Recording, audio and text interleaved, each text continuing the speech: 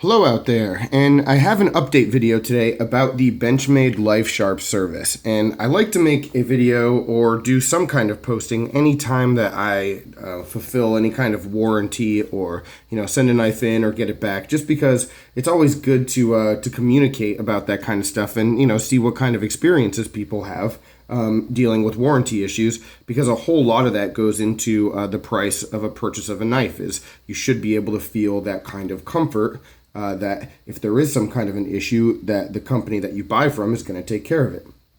And Benchmade has always been fantastic in that regard. Definitely a step above just about every other company that I've dealt with, just in that they accept all of their knives with just about no questions and take care of you every single time. And so this video today is more of the same, more really great service from them. I just got these two knives back from them, and I'll talk about them individually. And one interesting thing to talk about right off the bat is that the paperwork that you get from Benchmade has changed. So the box stays the same. You'll receive your knife back in a gray Benchmade box with a little plastic sleeve. So if you are ever using the Lifesharp service or any kind of a warranty service, send them your knives not in the original packaging, because they will not send it back that way. All right, they'll send it back in that gray box. And what I'm seeing now is just a lot more paperwork, a lot more detail. I'm going to try to fold this so that you can get a look at it. So I've cut out where my information and address is, but you get all these pages with service acknowledgments, and then down below at the bottom of the page, all of the stuff that it looks like they replaced, which is pretty awesome. So I had two knives that I had here.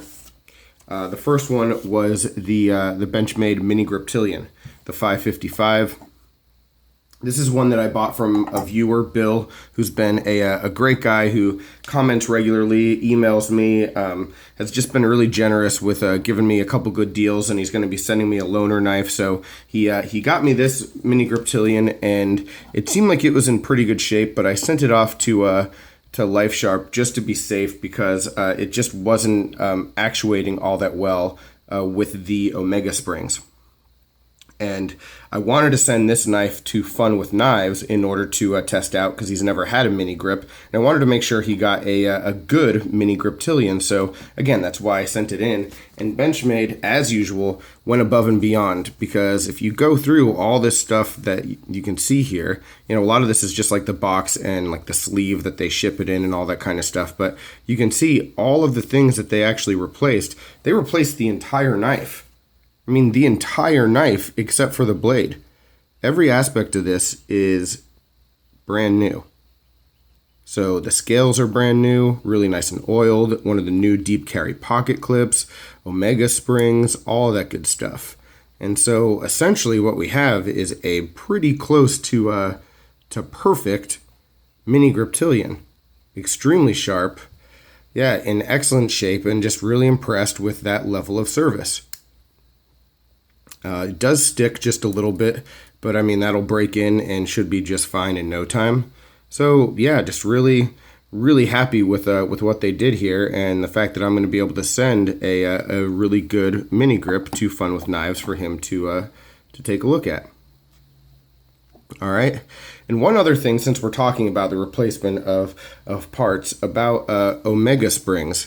So what I said was, it felt like they were wearing and they weren't as strong as usual. And in my experience, that's how the Omega springs wear out. It's just like they get dirty or rusty and they just wear. I've never had one break. And people have asked me, how often do Omega springs break? And I've never seen it before. So, yeah, they're not breaking, but they do wear out if they're not maintained well, or just allowed to rust over time, or maybe just over time they through extended use that will happen. But it hasn't happened with any of my new knife purchases. I've only ever seen it on knives I got used. So there's that. So anyway, so here's this one. Really cool that they did all that, new scales and everything. I mean, knife is pretty much flawless. And then the next one is the Benchmade Bugout. And you might be saying, wow, how did you send it into to Benchmade like this? And I didn't.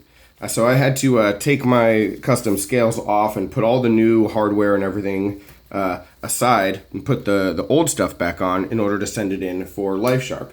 And the reason for that, and I'll show you, here is what they did on that. The real focus on that is barrel spacer.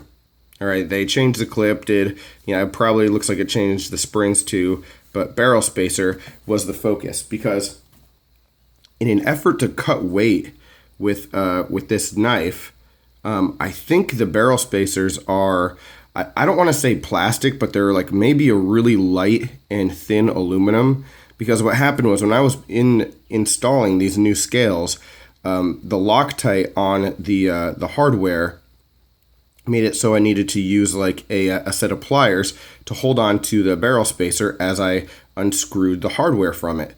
And the barrel spacer was so soft that it just crunched.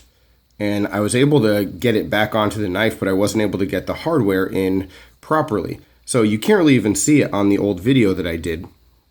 But yeah, that knife had the barrel spacers that weren't quite right. And so I called Benchmade and I said, hey, can you just send me some new barrel spacers, because I was taking the knife apart and I smushed them.